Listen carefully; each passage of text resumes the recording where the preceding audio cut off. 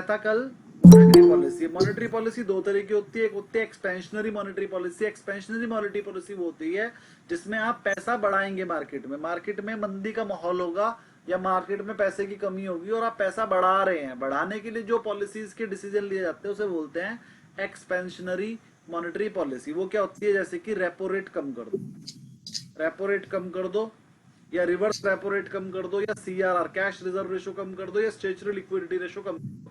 ये चार रेशो होते क्या है ये भी आगे पढ़ाएंगे, आएगा। इसका इम्पैक्ट क्या होगा, चारों कम करने से बैंक के पास पैसा आ जाता है, और जब बैंक के पास पैसा आ जाता है तो आपको लोन ज्यादा देगा, आपको लोन ज्यादा देगा तो मार्केट में पैसा आएगा, पैसा आएगा तो कंजम्पशन बढ़ेगी, खर्चा बढ़ेगा, और अल्टीमेटली लेबर को जॉब मिलेगी, तो ओवरऑल मार्केट में ग्रोथ आ जाएगी। और इसी को बोलते हैं एक्सपेंशनरी मॉनेटरी पॉलिसी।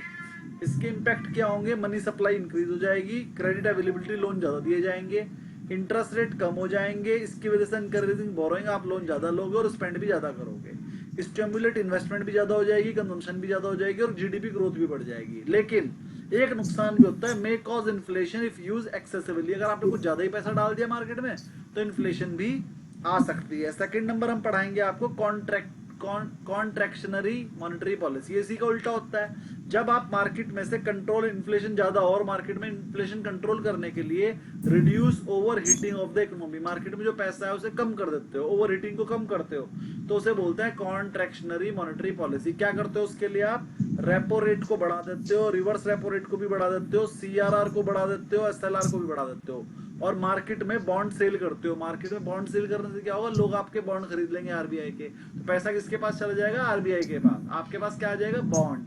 तो मार्केट से पैसा कम करने का एक ये भी तरीका। इम्पैक्ट क्या होगा इसका, मार्केट में रिड्यूस मनी सप्लाई कम हो जाएगी, क्रेडिट अवेलेबिलिटी कम हो जाएगी, increase interest rate, interest rate increase हो जाएंगे तो उसकी वजह से लोन आप कम लोगे, खर्चा भी कम ही करोगे, स्लो डाउन हो जाएगी, मार्केट में मंदी आ जाएगी, थोड़ी सी इन्फ्लेशन कम हो जाएगी, इकोनॉमिक ग्रोथ पे भी थोड़ा सा फर्क पड़ेगा। इसका नुकसान है कि इससे आपका इकोनॉमिक ग्रोथ पे भी फर्क पड़ता है, इकोनॉमिक ग्रोथ भी कम हो जाती है, may lead to slow down, मंदी आ सकती है, रिसेशन भी आ सकता है अगर तुमने कुछ ज्यादा ही पैसा कम कर दिया मार्केट में से। तो यहां तक किसी की कोई क्वेरी हो तो बताइए, फिर हम बताते हैं रेपो रेट वगैरह क्या होते हैं। कोई क्वेरी किसी की तो बताइए। No sir. चलिए आगे बढ़ते हैं। अरे मुझे भी दे दो नोट वगैरह।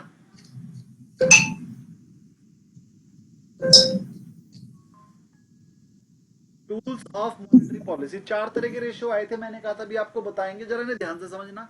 चारों के बीच बहुत माइनर सा डिफरेंस होता है और आपको उनके बीच में कंफ्यूजन नहीं होनी चाहिए, होते हैं, जरा ध्यान से समझिएगा। और पेपर में ये भी आएगा कि अगर रेपो रेट बढ़ गया तो ये फायदे की चीज है कि नुकसान की, आपको पता होना चाहिए कौन सा पॉजिटिव है कौन सा नेगेटिव। पेपर में क्वेश्चन आते हैं, at which the RBI lends money to the commercial bank. जरा ध्यान समझ ले, रेपो रेट क्या होता है, rate at which the money borrowed by the commercial bank from the RBI. जब कॉमर्शियल बैंक को, एसबीआई पीएनबी को, मेरा है क्या,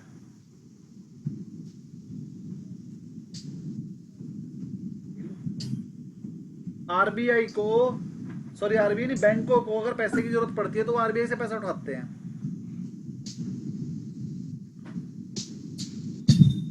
तो एक रेट होता है जिसपे वो उठाएगा, वो time to time credit policy में आरबीआई बताता है भैया ये रेट इतना है, उसी को बोलते हैं repo rate, rate at which the RBI lends money to the commercial bank. अब अगर मान लीजिए आरबीआई ने रेपो रेट बढ़ा दिया, रेपो रेट बढ़ाने का मतलब क्या है, रेपो रेट बढ़ाने का मतलब ये है कि पहले जो बैंक 5 रुपए का ब्याज देता था उसे 6 रुपए देना पड़ेगा, तो बैंक के पास पैसा कम हो जाएगा, बैंक के पास कम हो जाएगा तो मार्केट में भी कम हो जाएगा, तो रिड्यूसिस मनी सप्लाई से कॉन्ट्रैक्शनरी मॉनेटरी पॉलिसी बोलेंगे। लेकिन अगर उसने रेपो रेट कम कर दिया तो वो फायदे वाली चीज हो जाएगी, एक्सपेंशनरी हो जाएगा। जब जब वो एक्सपेंशनरी करेगा तो मार्केट में पैसा बढ़ता है, जब वो कॉन्ट्रैक्शनरी करता है तो मार्केट से पैसा कम होता है।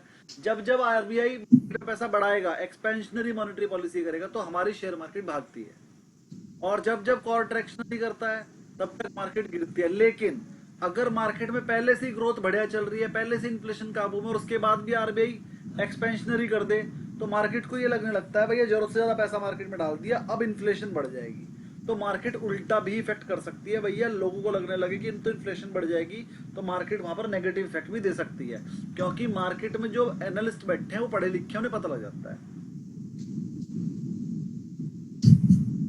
अगर आरबीआई ने कोई गलत डिसीजन लिया तो मार्केट गिरेगी, आरबीआई ने सही डिसीजन लिया तो मार्केट बढ़ेगी।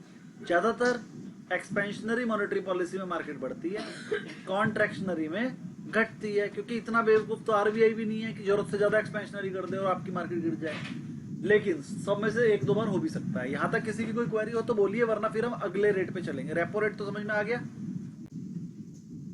कोई क्वेरी हो किसी की तो बोल सकता है। No sir.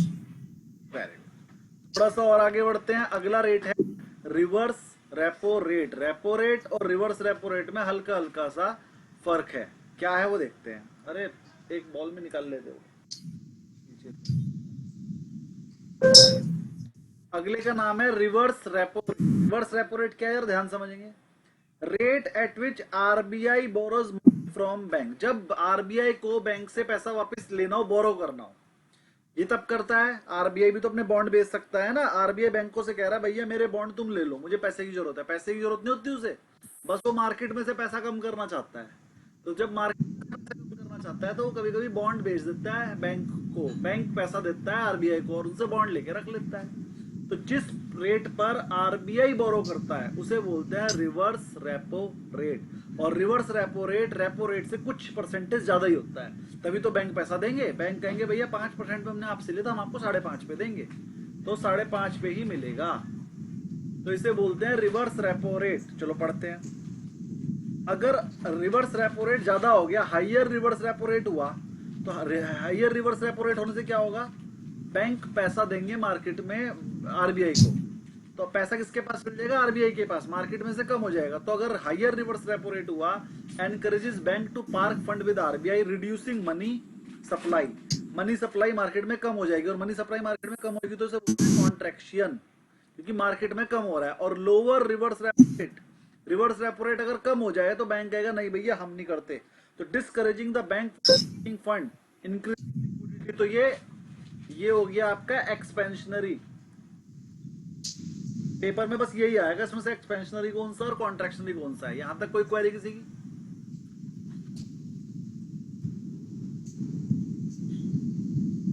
किसी की कोई क्वेरी यहां तक? नहीं सर, ये तो सर सेम ही है कि जब बैंक को लोन चाहिए आरबीआई से तो रेपो रेट पे देता है, और जब आरबीआई को बैंक से पैसा चाहिए तो रिवर्स रेपो रेट पे देते हैं। चलो तो फिर एक क्वेश्चन आपसे पूछ लेते हैं, समझ में आ गया तो। हाँ जी, हाँ जी। कोई और आंसर नहीं देगा? क्वेश्चन ये है कि आरबीआई ने रिवर्स रेपो रेट कम कर दिया, बताओ ये मार्केट के लिए पॉजिटिव है कि नेगेटिव? सर आरबीआई ने रिवर्स रेपो रेट कम कर दिया, तो ये कॉन्ट्रैक्शनरी मूव है या एक्सपेंशनरी?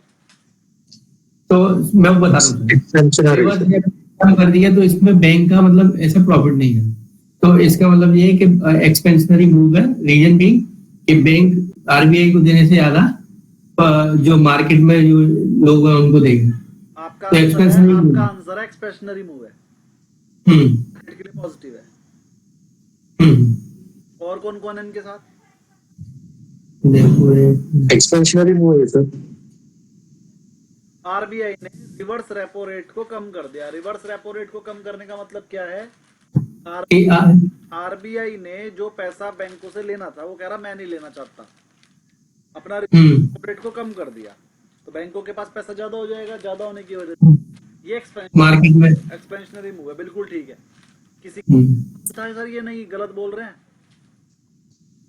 अगर नहीं था तो बढ़िया बात है। चलो बहुत बढ़िया, समझ में आ गया। थोड़ा सा आगे बढ़ते हैं फिर इसी बात पे। अगला रेशो मैं बता रहा हूं, cash reserve ratio.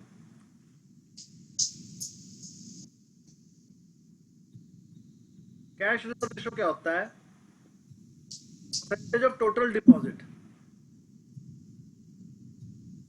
That banks are required to keep with RBI. जैसे मान लो आपने बैंक में पैसे जमा करे, आपने मान लो बैंक में 5 लाख रुपए जमा करे, ऐसे सब बंदों ने मिलकर जमा करे, तो मान लो बैंक के पास 5 लाख करोड़ रुपए जमा हो गए। टोटल डिपॉजिट आज की डेट में बैंक का 5 लाख करोड़ है, और अब बैंक ने बोल दिया कि भाई तुम्हारे टोटल डिपॉजिट का 5% आपको सीआरएम रखना पड़ेगा। तो 5 लाख करोड़ का 5% ये हो गया 25,000 करोड़। तो बैंक को टोटल डिपॉजिट की कुछ परसेंटेज आरबीआई के पास डिपॉजिट रखना पड़ता है एफडी के तौर पर। जितने भी डिपॉजिट आपने पब्लिक से लिए उसका 5% या जो भी परसेंटेज है उसकी इस टाइम चल रही होगी सीआरआर की, उतने परसेंट आपको आरबीआई के पास रखना पड़ता है। आरबीआई उस पर ब्याज देता है आपको, बैंक को ब्याज मिलता है, लेकिन बैंक कहता है भैया मुझे नहीं रखना, आरबीआई देगा 5%, मैं लोन चढ़ाऊंगा 15% पे, लेकिन रूल है कि भैया तुझे 5% पैसा तो मेरे पास रखना पड़ेगा हर टाइम, और ये डेली बेसिस पे रखना पड़ता है। मान लो आज आपके डिपॉजिट 10 लाख बढ़ गए तो उस हिसाब से आप एसएलआर ज्यादा, आप कैश रिजर्व रेशो के हिसाब से आप अपना पैसा वहां पर बढ़ा दोगे आरबीआई के पास, और जैसे ही आपके डिपॉजिट कम होगा तो आप निकाल भी सकते हो। मिनिमम 5% रखना पड़ता है, तो वो 6-7% रखता है बैंक, कि रोज रोज कम ज्यादा ना करना पड़े। 5.5 या 6% रखता है राउंड ऑफ में, क्योंकि कम एक भी दिन नहीं हो सकता, ज्यादा हो सकता है, तो वो ज्यादा ही रखता है रोज। ठीक है, तो बैंक का कुछ पैसा, डिपॉजिट का कुछ परसेंटेज आरबीआई के पास वेस्ट पड़ा रहता है, जिस पैसे पे वो कमा सकता था लेकिन नहीं कमा पा रहा, उस पैसे को ही बोलते हैं कैश रिजर्व रेशो। अब वो अगर मान लो आरबीआई ने बढ़ा दिया, तो जो काम पहले 25,000 करोड़ में चल रहा था, मान लो आरबीआई ने 5% से बढ़ा के 6% कर दिया, तो वो 5 लाख करोड़ का 6% रखना पड़ेगा, यानी कि 30,000 करोड़ रखना पड़ेगा। तो बैंक को 5,000 करोड़ रुपए और आरबीआई को देना पड़ेगा, जिस पैसे पे वो कमाई कर सकता था। अब वो कमाई नहीं कर पाएगा, तो अगर आरबीआई कैश रिजर्व रेशो बढ़ा दे तो पहली बात तो ये कॉन्ट्रैक्शन मूव होता है, बैंकों का पैसा कम हो जाता है। इसी वजह से ये मार्केट के लिए भी नेगेटिव होता है और खासकर बैंकों के लिए नेगेटिव होता है। जिस 5,000 करोड़ पर वो पैसा कमा सकते थे वो उसे वेस्ट रखना पड़ेगा। और अगर आरबीआई कैश रिजर्व रेशो को कम कर दे तो मार्केट पे तो उसका कोई खास फर्क नहीं पड़ता, लेकिन बैंकों को बहुत मोटी अमाउंट मिल जाती है, तो बैंकों के लिए फायदा होता है। मेरी बात समझ में आ गई? सीआरआर घटाए, अगर सीआरआर बढ़ गया तो कॉन्ट्रैक्शनरी मूव, सीआरआर घट गया तो expansionary move, positive for the market. यहां तक किसी की कोई क्वेरी हो तो पूछ सकता है, वरना फिर हम आगे बढ़ेंगे। कोई क्वेरी नहीं? अगले रेशो का नाम है एसएलआर। सर शायद 3% लिमिट है सर सीआरआर की। मैंने एग्जांपल दिया 5% का।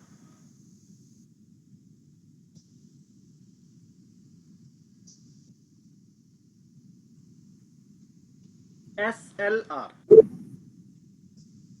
percentage of net demand and time liability that bank must maintain in the form of liquid asset। देखो टोटल की जो लाइबिलिटीज है, जो टोटल डिपॉजिट्स हैं, जो आपकी डिमांड रहती है, टाइम लाइबिलिटीज है, एफडी वगैरह सब मिला के, उनकी एक परसेंटेज आपको बैंक में रखनी पड़ती है लिक्विड एसेट के तौर पे। लिक्विड एसेट का मतलब आप बैंक में कैश भी रख सकते हो, या अपने किसी ऐसे बैंक में पैसा जमा करके रख सकते हो, जैसे एसबीआई में अपने पास वाले बैंक में पैसा जमा करके रखना पड़ेगा आपको, कि जरूरत पड़ने पर आप 1 घंटे के अंदर अंदर वो पैसा ला सको। टोटल डिपॉजिट्स का कुछ परसेंटेज तो आपने आरबीआई के पास रखा है, आरबीआई आपको सेम डे नहीं देगा, आरबीआई के पास तो बस रखा हुआ है, वो भी आएगा नहीं वापस। और कुछ परसेंटेज आपको अपने बैंक में सिक्योर रखना पड़ता है लिक्विड एसेट की फॉर्म में। लिक्विड एसेट के अंदर आप कैश में भी रख सकते हो, या अपने किसी दूसरे बैंक में एफडी करा के रख सकते हो। ज्यादातर बैंक अपनी एक एफडी रखते हैं एसबीआई में, और जब उनके पास कोई टाइम डिपॉजिट की डिमांड ज्यादा जाती है, कोई एक साथ 50 करोड़ लगा निकालना जाता है, तो वो कहता है सर 1 घंटे में हम आपको दे देंगे और आपके घर ही पहुंचा देंगे आप कहोगे तो घर से कहां से वो एसबीआई से निकाल कर लाते हैं कैश पे। फिर वो अपनी मैनेजमेंट टीम को, जो कैश लाने वाली वैन होती है, उसे ऑर्डर करते हैं भैया इतने करोड़ रुपए निकाल के लाओ। फिर वो कैश मैनेजमेंट टीम और एसबीआई से निकाल के पैसे सीधे कस्टमर के घर पहुंचा देती है। जो बड़ी अमाउंट वाला कस्टमर होता है उसे सुविधा दी जाती है कि हम आपके घर पहुंचा देंगे कैश। और ज्यादातर बैंक ये कहते हैं सर कैश क्यों निकलवाना, ट्रांसफर करा लो। लेकिन मान लो फिर भी कोई कस्टमर अड़ जाए, नहीं भैया मुझे तो 50 करोड़ चाहिए अभी कैश, तो कहता है ठीक है सर 1 घंटे के अंदर आपके घर पहुंचा देंगे। तो फिर आपके घर पे जाएगा और पैसे गिनने वाली मशीन लेके जाएगा, और 2-3 पुलिस वाले लेके जाएगा, कैश का बक्सा लेके जाएगा, सीधा आपके घर में जाएगा, फॉर्म भरवाएगा, आपसे चेक साइन करवाएगा, चेक को वहीं पर पास करेगा, पास करने के बाद आपको पेमेंट देगा, उसकी वीडियो बनेगी और दे देगा पेमेंट। ठीक, तो एसएलआर क्या है?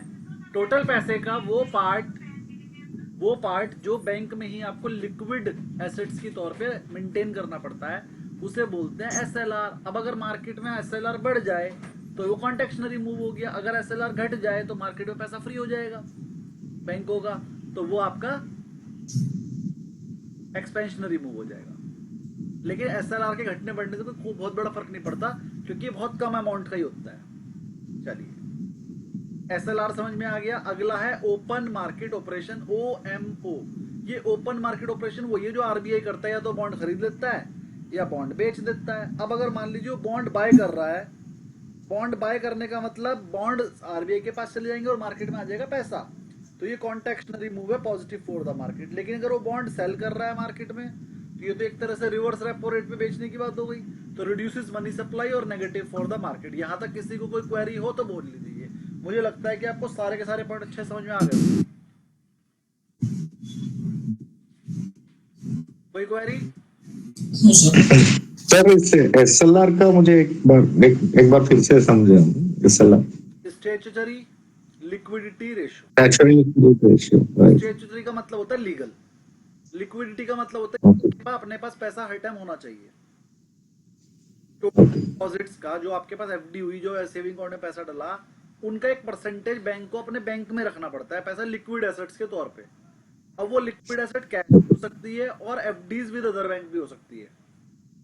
ओके ओके, हर समझ गया। ब्रांच को अपने अपने टोटल डिपॉजिट के परसेंटेज का कैश अपने पास रखना पड़ता है, उसी सेल आर। ठीक है, ठीक है सर, समझ गया। आगे बढ़ते हैं। सर ये जितनी भी चीजें मैंने बताई, घटने बढ़ने से इन्फ्लेशन पे क्या इफेक्ट पड़ता है वो बताओ। Impact of monetary policy on the economy. पहला, अगर आप कोई भी टाइट या कॉन्ट्रैक्शन पॉलिसी दोगे, कॉन्ट्रैक्शन पॉलिसी मतलब जिससे मार्केट में पैसा हो रहा हो, जैसे इंटरेस्ट रेट इंक्रीज कर दिया तो उससे क्या होगा, रिड्यूस मनी सप्लाई कम हो जाएगी, कंट्रोल इन्फ्लेशन कंट्रोल हो जाएगी, मतलब इन्फ्लेशन कम। लूज एक्सपेंशन पॉलिसी अगर होगी, मान लो इंटरेस्ट रेट कम कर दिए तो मनी सप्लाई, लोगों के पास पैसा फालतू आ जाएगा, खर्चा करेंगे, lead to inflation if unchecked. अगर आप ध्यान नहीं रखोगे तो इन्फ्लेशन बढ़ सकती है। यानी कि कोई सा भी कॉन्ट्रैक्शन मूव करोगे तो इन्फ्लेशन कंट्रोल होगी, कोई सा भी एक्सपेंशनरी मूव करोगे तो इन्फ्लेशन बढ़ेगी। ग्रोथ पे भी ऐसे ही होगा, अगर कोई सा भी कॉन्ट्रैक्शन मूव करोगे तो ग्रोथ गिरेगी, कोई सा भी एक्सपेंशनरी मूव करोगे तो इन्फ्लेशन बढ़ेगी। यहां तक कोई क्वेरी किसी की? No sir. अगला आ गया एम्प्लॉयमेंट। एम्प्लॉयमेंट भी ऐसे ही है, अगर कॉन्ट्रैक्शन मूव करोगे तो मार्केट में पैसा कम हो जाएगा, काम भी कम हो जाएगा, इन्फ्लेशन एम्प्लॉयमेंट भी कम हो जाएगी। लेकिन अगर आपने कुछ ऐसा काम करा जिससे मार्केट में पैसा बढ़ जाए तो ज्यादा लोग खर्चा करेंगे, ज्यादा ग्रोथ होगी, ज्यादा इन्फ्लेशन भी हो सकती है और ज्यादा होगी। एक्सचेंज रेट, इस पे आ जाओ। इम्पैक्ट ऑन एक्सचेंज रेट, अगर इंटरेस्ट रेट आपने बढ़ा दिया, ये बहुत इंपॉर्टेंट है। हायर इंटरेस्ट रेट, आपने इंडिया में इंटरेस्ट रेट बढ़ा दिया तो अट्रैक्ट फॉरेन इन्वेस्टमेंट, तो फॉरेन वाले जो लोग होंगे वो हमारे देश में पैसा लगाएंगे क्योंकि इंटरेस्ट उन्हें ज्यादा मिलेगा। तो इससे क्या होगा, हमारे देश की जो करेंसी है वो खरीदेंगे। तो अप्रिशिएट डोमेस्टिक करेंसी, किसको ये समझ में नहीं आया वो बोल दी। एग्जाम्पल, हमारे देश में 5% का ब्याज था, गवर्नमेंट ने उसे 6 कर दिया। तो 6% करने की वजह से जितने भी लोग 5% पे लगाना नहीं चाह रहे थे लेकिन 6% पे लगाएंगे तो हमारे देश में पैसा आ जाएगा। और पैसा आने के लिए क्या करना पड़ेगा उन्हें, मान लो अमेरिका वाले को इंडिया में पैसा लगाना है तो डॉलर बेच के रुपी खरीदेगा पहले, और जब वो इंडिया का रुपी खरीदेगा तो इंडिया का रुपी का रेट बढ़ जाएगा। तो जब हम फॉरेन इन्वेस्टमेंट को इंक्रीज करेंगे तो हमारे देश की करेंसी यानी कि रुपया बढ़ेगा और उसके देश की करेंसी घटेगी, डॉलर गिर जाएगा। तो इसीलिए गवर्नमेंट बोलती है एक्सपोर्ट बढ़ाओ, अपने देश का खरीदो, इंपोर्ट घटाओ। ऐसा करने से हमारी करेंसी स्ट्रांग होती है। तो अब मैंने आपको आंसर दिया कि अगर मान लीजिए गवर्नमेंट कॉन्ट्रैक्शनरी मूव करती है, कॉन्ट्रैक्शनरी मूव में वो भी इंटरेस्ट रेट से रिलेटेड, अगर इंटरेस्ट गवर्नमेंट बढ़ाएगी तो उससे हमारा जो डॉलर है, डॉलर गिरेगा, रुपी बढ़ेगा। और अगर गवर्नमेंट इंटरेस्ट रेट को घटा देगी तो जो हमारा डॉलर, जो हमारा रुपी का रेट है वो गिर जाएगा, डॉलर का रेट बढ़ जाएगा। तो अब आपको ये भी समझ में आ गया कि मॉनेटरी पॉलिसी इफेक्ट डॉलर के रेट पे भी पड़ता है, ठीक है, रुपये के रेट पे भी पड़ता है। चलिए केस स्टडी पढ़ेंगे, बहुत ही इंपॉर्टेंट है और बड़ी मुश्किल से बनाई गई है। देखो जितनी भी केस स्टडी बनाई है बहुत काम की आपके। आरबीआई रोल इन इंडिया, जरा ध्यान समझिएगा। अब इन्फ्लेशन आया, एक इन्फ्लेशन का केस दिखा रहा हूं। मान लीजिए इन्फ्लेशन चल रही है तो आरबीआई क्या करेगा, RBI increase the repo rate, RBI ने रेपो रेट बढ़ा दिया, एंड सीआरआर, और सीआरआर भी बढ़ा दिया। इससे क्या हुआ, मार्केट में लिक्विडिटी कम हो गई। लिक्विडिटी कम होने से क्या हुआ, RBI raises repo rate during 2013 में क्या हुआ, बहुत ज्यादा इन्फ्लेशन हो गई थी। जब 2013 में बहुत ज्यादा इन्फ्लेशन हो गई, आरबीआई ने रेपो रेट बढ़ा दिया, उसकी वजह से इन्फ्लेशन कंट्रोल हो गई। कोई क्लियर यहां तक, कोई दिक्कत किसी को? सर मतलब लोगों के पास इतना पैसा ही नहीं रहा कि वो ज्यादा स्पेंडिंग करें, तो अपनी बेसिक जो नेसेसिटीज है उस पे स्पेंड कर सके। ज्यादा पैसा नहीं है मार्केट में। वही 2013 में इन्फ्लेशन तो बढ़ गई थी बहुत ज्यादा, लेकिन मार्केट में पैसा नहीं था, तो गवर्नमेंट ने क्या करा, CRR वगैरह दीदी, जिसकी वजह से मार्केट में पैसा और कम हो गया था, लेकिन इन्फ्लेशन काबू में आ गई थी। लेकिन फिर इन्फ्लेशन इतनी ज्यादा काबू में आ गई थी कि वो अभी तक मंदी गई नहीं है, तो अब मार्केट में पैसा बढ़ाया जा रहा है, लेकिन इस चीज का ध्यान रख के बढ़ाया जा रहा है कि इन्फ्लेशन ना आ जाए दोबारा से। जैसे ही मार्केट में पैसा बढ़ाते हैं, लेकिन कोई भी चीज महंगी नहीं होने दे रहे, ध्यान रखा जा रहा है, दालों का, फल सब्जियों का, ट्रांसपोर्टेशन का GST कम कर दिया, जिससे कि बस इन्फ्लेशन ना बढ़े, ये चीज। दूसरा, ड्यूरिंग स्लो डाउन करेगा, RBI डिक्रीज कर देगा रेपो रेट को और CRR को to inject liquidity and boost growth. Example, RBI ने रिड्यूस किया था कोविड-19 के टाइम पर, पेंडेमिक के टाइम पर, अपना रेपो रेट, CRR सब कुछ रिड्यूस कर दिया था उस टाइम पर, और मॉनेटरियम भी दे दिया था आपको, इंटरेस्ट रेट भी कम कर दिए थे, सिर्फ और सिर्फ इसलिए कि कॉर्पोरेट टैक्स भी कुछ कम करा था सर। सब कुछ कर दिया था। हाँ जी, कॉर्पोरेट टैक्स भी कम कर दिया था उस समय। कॉर्पोरेट टैक्सेस कम कर दिए थे, जितने भी लोगों के ड्यूज पड़े हुए थे ना वो सब दे दिए थे, क्या कहते हैं, इंटरेस्ट रेट कम कर दिए थे, और आपको मॉनिटोरियम भी दे दिया था कि हमें पैसे चाहिए ही नहीं, दो मत, इंटरेस्ट छोड़ो, किस्त भी मत दो, क्योंकि वो चाहते थे मार्केट में ही रहे पैसा, हमारे पास आए ना। मार्केट में पैसा रहेगा तो मंदी नहीं आएगी, मंदी आ गई थी ना उस टाइम पर, तो ये सब चीजें स्लो डाउन के टाइम पर सरकार ने की। चलिए और आगे बढ़ते हैं थोड़ा सा। Conclusion, limitation of monetary policy क्या है? पहला तो टाइम लैग, ये लिमिटेशन है, टाइम लैग। जैसे delayed effect on the economy, जैसे आपने मान लो आज 25 पैसे रेट कम किया, तो मान लो 25 पैसे रेट घटा दे, इसका मतलब थोड़ी कि मार्केट में 25 पैसे रेट कम हो जाएगा।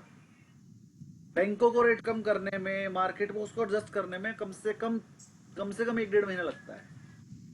तो अगर RBI ने कोई कदम आज उठाया ना, उसका इफेक्ट 1 महीने बाद दिखाई देना शुरू होगा और 3 महीने में जाके पूरा दिखेगा, तब तक दूसरी क्रेडिट पॉलिसी आ जाएगी।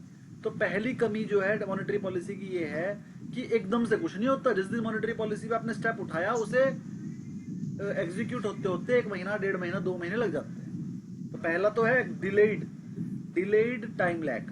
दूसरा, लिक्विडिटी ट्रैप। लिक्विडिटी ट्रैप मतलब in low interest situation monetary policy में बी इनइफेक्टिव। मान लो लिक्विडिटी नहीं है मार्केट में, मान लीजिए मार्केट में वैसा ही नहीं है, मंदी छा रही है, आप इंटरेस्ट रेट 0 भी करो, उस टाइम पर इंटरेस्ट रेट 0 करने की जरूरत नहीं है, मार्केट में पैसा डालने की जरूरत है। पैसा कैसे डलेगा? अरे बॉन्ड खरीद दो मार्केट से, लोगों को लोन दो ज्यादा से ज्यादा, तब वहां पर इंटरेस्ट रेट भले ही हाई रहने दो, लेकिन मार्केट में पैसा इंजेक्ट करने की जरूरत है ज्यादा। इंटरेस्ट रेट कम करने से क्या होगा? 1 लाख करोड़ मार्केट में थे, 5,000 करोड़ उस पे 1 लाख करोड़ पे 5,000 करोड़ का ब्याज चलता था, 4,500 करोड़ का चला जाएगा, तो 500 करोड़ ही तो बचे मार्केट के। 500 करोड़ मार्केट में डालने से कुछ नहीं होगा, लेकिन तुम 5 लाख करोड़ रुपए मार्केट में और डाल दो, 5 लाख करोड़ के तो फायदा होगा। ठीक, पर मार्केट में पैसा डालना जरूरी है। तीसरा, इम्पैक्ट ऑन सेविंग। अगर आप इंटरेस्ट रेट कम करते हो, इंसेंटिव टू सेव, फिर लोग बचाना बंद कर देते हैं, FD वगैरह नहीं कराते। जब आप इंटरेस्ट रेट कम कर देते हो तो कहीं ना कहीं मार्केट में कैपिटल बिल्डिंग होनी कम हो जाती है। कुछ एक्सटर्नल फैक्टर भी होते हैं, जैसे exchange rate, foreign market can influence the outcome, और इसकी वजह से भी आपकी मॉनेटरी पॉलिसी पे इफेक्ट हो सकता है। कंक्लूजन क्या है? मॉनेटरी पॉलिसी क्रूशियल रोल निभाती है regulating inflation, growth and stability. तो मैंने पहले ही बता दिया था, effectiveness of the monetary policy depends on the proper timing, appropriate measures and alignment with fiscal policy. देखो, प्रॉपर टाइमिंग पे सही टाइम पर सही डिसीजन लेना पड़ेगा, एप्रोप्रिएट मेजर्स उठाने पड़ेंगे, और जो फिस्कल पॉलिसी आपकी और है उन सबको साथ मिलाकर आपको ये करना पड़ेगा, तो आपकी पॉलिसी बढ़िया रहेगी। अब यहां तक किसी की कोई क्वेरी हो तो बोलिए।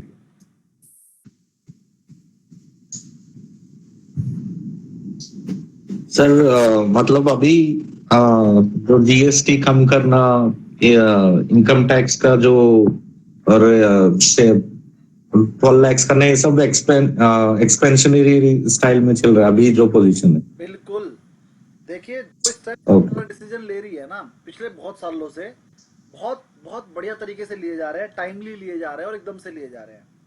GST के बारे में मोदी जी ने अनाउंस किया था, हम 2 से 3 महीने के अंदर अंदर GST कम कर देंगे।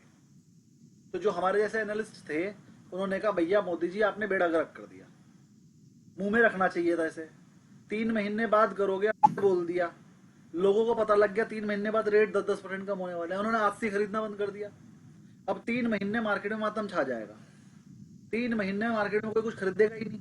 तुमने तो बर्बाद कर दिया। कल को अनाउंस करो मैं नहीं कर रहा जीएसटी का, कम से कम लोग खरीदेंगे तो। 3 महीने के लिए दुकानें बंद कर दें क्या? तो मोदी जी ने कहा सबको भाई 4 दिन काम करो, 15 दिन के अंदर अंदर जीएसटी कम होना चाहिए। और भाई साहब 10 दिन के अंदर जीएसटी कम कर दिया। इतनी फास्ट ट्रैक कौन सी सरकार काम कर रही है? इतना आसान था क्या जीएसटी कम करना? कोई उंगली थोड़ी घुमानी है। सारी चीजों पे एमआरपी चेंज करना, सारी कंपनियों को बताना, सारे सॉफ्टवेयर चेंज करना, जीएसटी के रिटर्न में चेंज करना, हर जगह पर तो ऑल्ट्रेशन थी। इतना आसान रखा है। लेकिन ये गवर्नमेंट है जो इतना बड़ा डिसीजन इतने फट से कर दे, सिर्फ इसलिए कि 3 महीने का अगर मैंने बोल दिया दिवाली पिट जाएगी। लोग दिवाली पे कुछ खरीदेंगे नहीं, कहेंगे अरे 1 महीने बाद 10% सस्ता मिलेगा तब लूंगा। समझ रहे हो? ये बात हमारे लोगों को, हमारी सरकार को समझ में आई। तो उसने कहा कि मैं कहूंगा कि मैं जीएसटी कम नहीं कर रहा तो मेरी सरकार गिरा देंगे लोग, ये क्या मजाक चल रहा है। तो उसने कहा चलो भैया 10 दिन के अंदर करके दो। 15 दिन बोला और 10 दिन के अंदर जीएसटी लागू कर दिया। और देखो किया है, और लगभग सभी आइटम पे कम किया है। ठीक है ना? तो सही, बहुत बड़ा रिफॉर्म था मार्केट में पैसा बढ़ाने का। मार्केट में उन्होंने पैसा इंजेक्ट कर दिया है, जीएसटी कम कर दी है, कॉर्पोरेट टैक्स कम कर दिया है, इनकम टैक्स भाई साहब 12-12 लाख तक तो नील कर दिया। और क्या बच्चे की जान लोगे? 12 लाख तो इतना है, कोई भी नहीं 12 लाख। आप ये तो बियॉन्ड इमेजिनेशन हो गया। मुझे ये बताओ, आप में से 1 लाख रुपए सैलरी किसे मिल रही है आज? उन्होंने लगभग सब अमीर आदमियों को भी टैक्स फ्री कर दिया। वो कह रहे हैं हम तो बड़े लोगों से ही लेंगे, क्योंकि उनकी सोच ही बहुत बड़ी है। उनकी सोच पता है क्या है? धीरे धीरे इनकम टैक्स खत्म ही करना। अगर उन्होंने 12 लाख तक को टैक्स फ्री कर दिया तो एक तरह से इनकम टैक्स खत्म ही हो गया। 130 करोड़ लोगों में से 30 करोड़ लोग रिटर्न भरते हैं। 130 करोड़ लोगों में से 30 करोड़ लोग रिटर्न भरते हैं। और 30 करोड़ जो लोग भरते हैं उसमें से 25 करोड़ लोग ऐसे हैं जो टैक्स देते ही नहीं। मतलब जब 25 करोड़ तो वही वाले थे, बचे 5 करोड़, यानी कि 5 करोड़ लोग ही टैक्स दे रहे हैं बस इंडिया में। उस 5 करोड़ में से 2.5 करोड़ अब देना बंद कर देंगे, क्योंकि उनकी रिटर्न 12 लाख से कम की है। सैलरी वाले हैं, 12 लाख से कम होगी तो टैक्स नहीं आएगा, यानी 2.5 करोड़ बंदे और कम हो जाएंगे अब टैक्स देने वाले। बचे हुए 2.5 करोड़ पे इनकम टैक्स कितना लग जाएगा? तो अल्टीमेटली सरकार का मन यही है, धीरे धीरे इनकम टैक्स को जीरो कर देंगे। ये बात आज तक अच्छा एक और चीज है, मैं किसी के अगेंस्ट नहीं हूँ, लेकिन ये साला राहुल गांधी और ये साला इतने बड़े बड़े, इतनी बड़ी सरकार चलाई, इन्होंने 100 साल राज किया, इनके दिमाग में भुस्सा भरा पड़ा। इन्हें समझ में ही नहीं आता सरकार करना क्या चाह रही है। इन्हें आज तक ये समझ में नहीं आया सरकार इनकम टैक्स जीरो करने वाली है। ये आज भी यही चिल्ला रहे कितना टैक्स लगाया, कितना टैक्स लगाया, कितना टैक्स लगाया। इन्हें पता ही नहीं अगले 2 साल में क्या होने वाला है। इसके अंदर इनकम टैक्स खत्म कर देंगे, जीएसटी भी खत्म करेंगे। इनका ये रोना खत्म हो जाएगा, टैक्स टैक्स टैक्स। मैं कह रहा टैक्स ही जीरो कर देंगे। बैंकिंग ट्रांजैक्शन टैक्स आएगा, बड़े नोट बनेंगे, 100 रुपए से ऊपर का नोट ही नहीं होगा। 500 और 200 के नोट भी बंद हो जाएंगे। 100 रुपए से ऊपर का नोट नहीं होगा। 5000 से ऊपर की परचेज आप कैश में नहीं कर पाओगे। आप अपने घर में 50,000 से ज्यादा नहीं रख पाओगे। रूल बन जाएगा कि किसी के घर में मुझे 50,000 से ज्यादा मिले तो वो सरकार के डाउट हुआ तो कभी भी चेकिंग हो सकती है। तो रूल बन जाएगा कि कोई भी अपने घर में 50,000 से ज्यादा नहीं रख सकता एक फैमिली। मान लो आप 3 भाई तो 1.5 लाख रख सकते हो।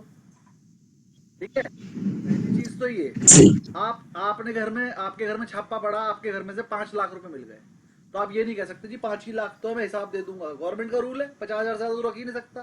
तो जितनी भी ब्लैक इनकम घरों में पड़ी है वो निकल कर बाहर आ जाएगी अपने आप, क्योंकि गवर्नमेंट क्या कहेगी, भैया 100 रुपए से ऊपर का नोट ही नहीं है मार्केट में। पहली बात तो ब्लैक इनकम रखोगे कहाँ?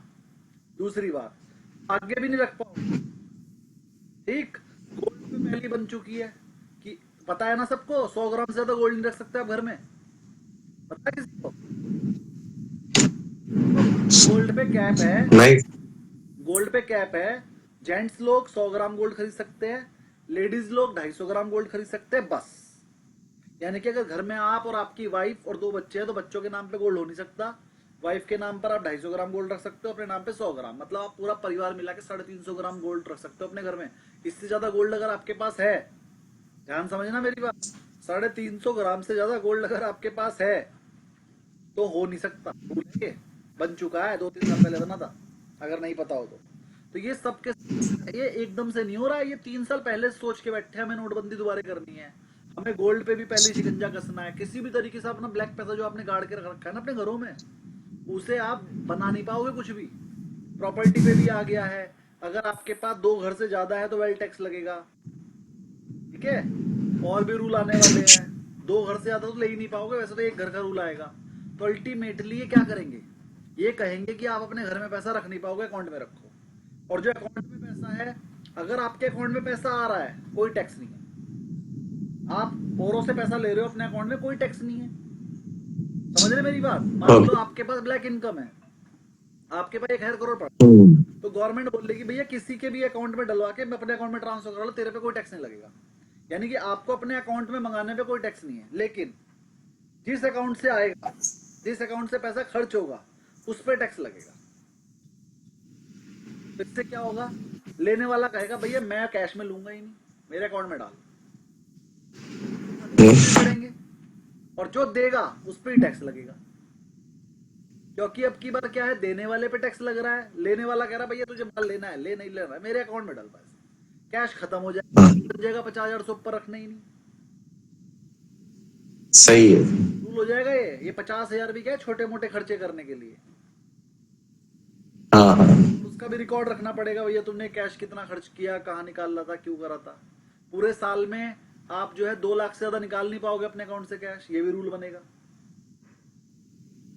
50,000 रखे हैं बस वो रखने के लिए, खर्च नहीं करने, क्योंकि खर्च कर दिए तो दोबारा से 50,000 निकालने हैं, जो साल में सिर्फ 2 लाख की लिमिट हो जाएगी।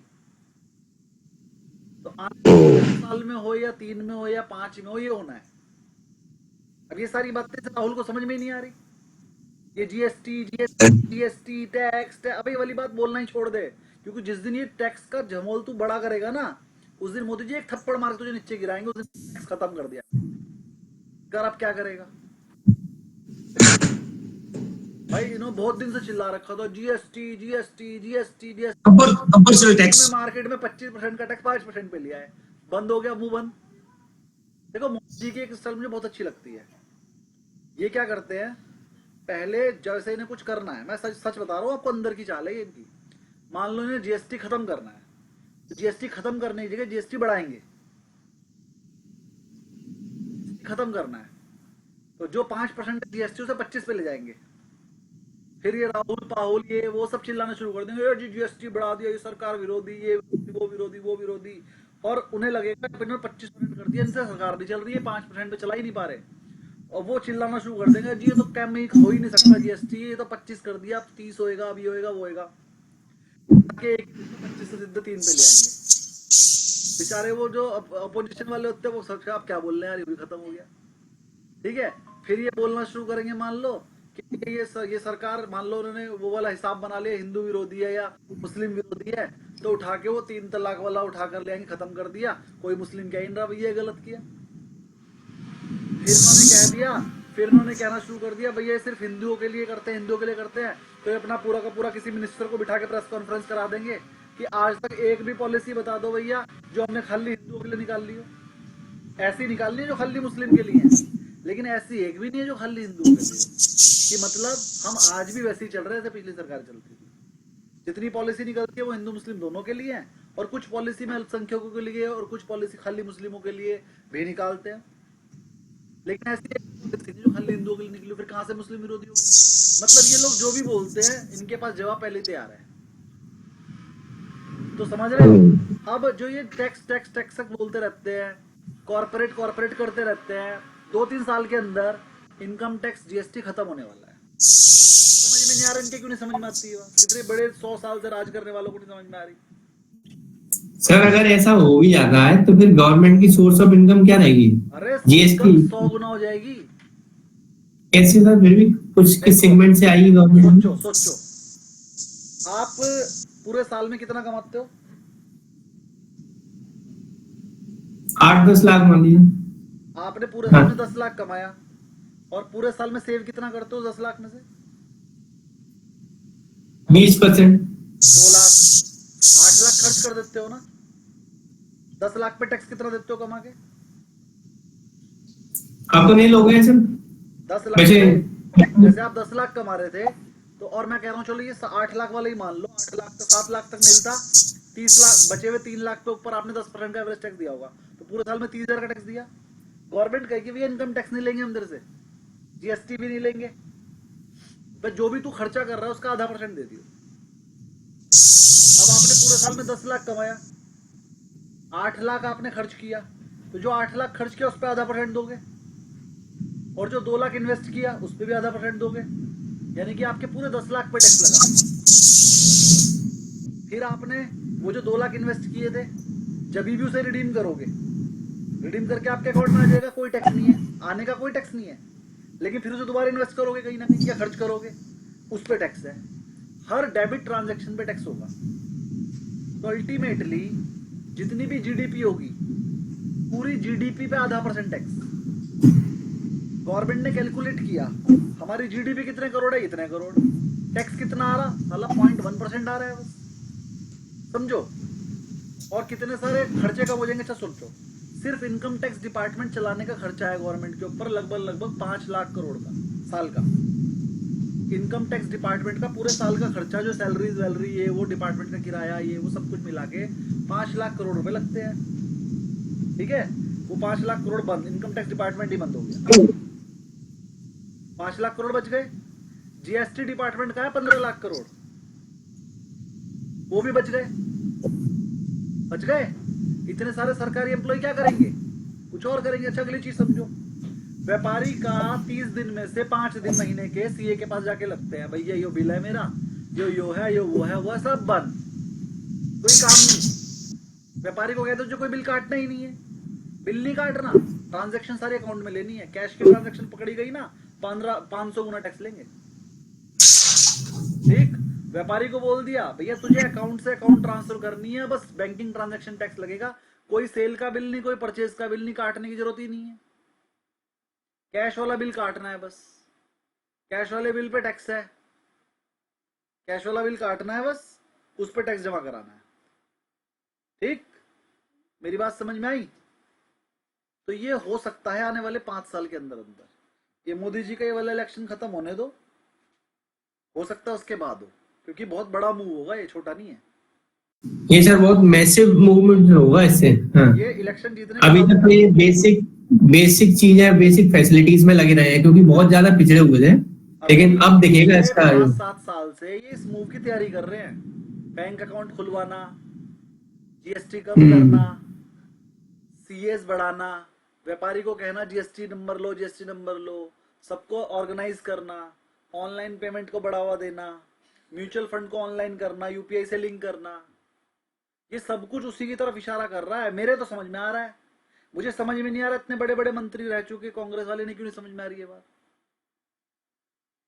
सही बता रहा हूँ, मुझे कांग्रेस में डाल दो, मैं ऐसी धज्जे उड़ाऊंगा ना बीजेपी की भी, हालांकि मैं बीजेपी वाला हूँ, लेकिन अगर मैं कांग्रेस में चला गया ना, फिर मैं कांग्रेस वाला हो जाऊंगा, फिर मैं बीजेपी की धज्जे उड़ा सकता हूँ।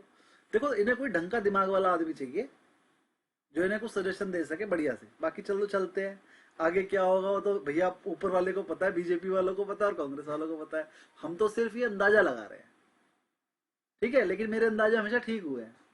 मैंने आज से 4 साल पहले बोला था कि 80C खत्म हो जाएगी, क्यों, नया न्यू रिजीम आया, न्यू रिजीम में मैंने देखा 80C का तो फायदा हो ही नहीं रहा न्यू रिजीम में, और न्यू रिजीम में लगाना ही लगाना है। तो ये बात किसी की समझ में नहीं आई थी कि 80C खत्म हो रही है, इंश्योरेंस कंपनियों के लिए खत्म होने वाला है काम। मैंने तभी बता दिया, मैं आने वाले 3 साल में 80C खत्म हो जाएगी, और वो हो गया भाई, सबके सब बंदे न्यू रिजीम में आ गए, और न्यू रिजीम में 80C है ही नहीं, तो इससे इंश्योरेंस कंपनी को नुकसान है। तो ये बात मैंने बहुत पहले बता दी थी। चलो आगे बढ़ते हैं थोड़ा सा और। ये आपके इसके क्वेश्चन आ गए हैं, ये करने हैं आपने। देखिए इसमें बहुत बढ़िया बढ़िया क्वेश्चन है। पहला क्वेश्चन यही है, who is responsible for formulating and implementation of the monetary policy. Answer है आरबीआई, जो मैंने आपको बताया भी था, ठीक है। दूसरा, which is of the following is not the tool of monetary policy. Monetary policy का टूल कौन सा नहीं है। देखो रेपो रेट भी है, सीआरआर भी है, एसएलआर भी है, और रिवर्स रेपो रेट अगर होता तो वो भी होता है, देखो बहुत इजी क्वेश्चन आते हैं, बस आपने तैयारी अच्छे से करके जानी है। Which tool is used by RBI to inject liquidity? Liquidity बढ़ाने के लिए, into the इंजेक्ट का मतलब बढ़ाने के लिए। तो इनमें से कौन सा इंक्रीज, अगर सीआरआर इंक्रीज हो गया तो कम हो जाएगी, रेपो रेट डिक्रीज करोगे तो भी कम हो जाएगी, इंक्रीज एसएलआर करोगे तो भी कम हो जाएगी, लेकिन गवर्नमेंट सिक्योरिटी को सेल करोगे, गवर्नमेंट सिक्योरिटी सेल करने का मतलब व्हेन मार्केट से पैसे उठाना। बॉन्ड खरीद लेगी सरकार, selling government RBI। Security sale करोगे तो इससे भी कम हो जाएगी। इसका सही आंसर बताओ क्या है? रेपो रेट कम करना सर। हाँ, इसका सही आंसर है B, decrease in repo rate. Repo rate अगर आप कम कर दोगे तो मार्केट में पैसा आ जाएगा, बैंक ज्यादा लोन लेंगी आरबीआई से, और ज्यादा लोन लेंगे बैंक के पास पैसा आ जाएगा। बिल्कुल। आगे बढ़ते हैं। What is the objective of contractionary monetary policy? क्या होता है? मार्केट में पैसे कम करना, कम करना, डी आंसर है। डिक्रीज।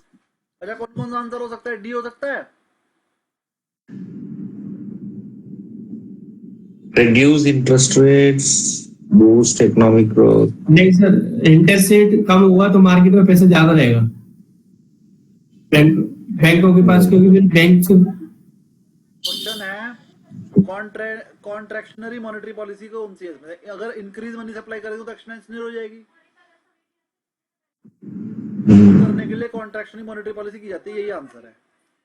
तीसरा, जब कॉन्ट्रैक्शनरी मॉनेटरी पॉलिसी होती है तो इकोनॉमिक ग्रोथ बूस्ट नहीं होती, उल्टा कम हो जाती है। और जब आपको कॉन्ट्रैक्शनरी मॉनेटरी पॉलिसी करनी होती है तो इंटरेस्ट रेट बढ़ाते हो, कम नहीं करते। यानी कि आंसर इसका बी सही है, ए सी और डी गलत है। तो देखिए इजी है ना, ऐसे ही आप क्वेश्चन करोगे ना तो आपका बिल्कुल आपका जो लॉजिक एकदम क्लियर हो जाएगा। मैंने इतने ज्यादा क्वेश्चन बनाकर दिए हैं, सिर्फ इन्हें कर लोगे तो आपको बहुत अच्छे से समझ में आ जाएगा। इसमें आ जाएगा ग्लोबलाइजेशन, कल पढ़ाएंगे।